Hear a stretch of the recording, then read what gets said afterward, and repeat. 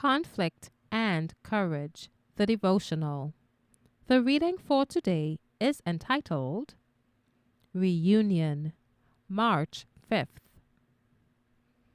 And be ye kind one to another, tender-hearted, forgiving one another, even as God, for Christ's sake, hath forgiven you.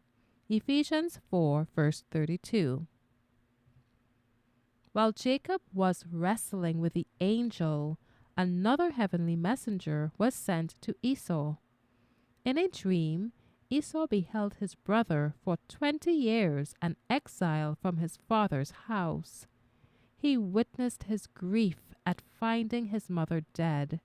He saw him encompassed by the hosts of God.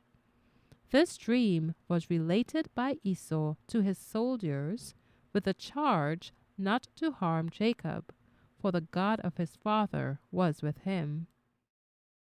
The two companies at last approached each other, the desert chief leading his men of war, and Jacob with his wives and children, attended by shepherds and handmaidens, and followed by long lines of flocks and herds.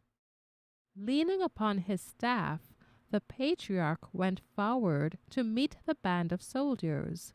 He was pale and disabled from his recent conflict, and he walked slowly and painfully, halting at every step.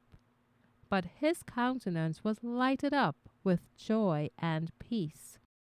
At sight of that crippled sufferer, Esau ran to meet him and embraced him and fell on his neck and kissed him, and they wept.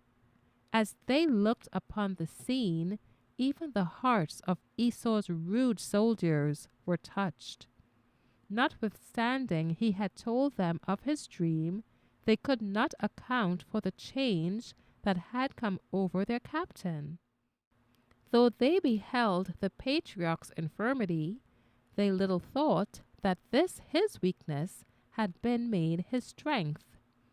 In that night of anguish beside the Jabbok, when destruction seemed just before him, Jacob had been taught how vain is the help of man, how groundless is that trust in human power.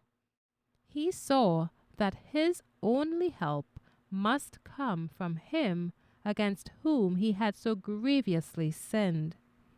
Helpless and unworthy, he pleaded God's promise of mercy to the repentant sinner. That promise was his assurance that God would pardon and accept him. Sooner might heaven and earth pass than that word could fail. And it was this that sustained him through that fearful conflict. Be strong in the Lord and in the power of his might.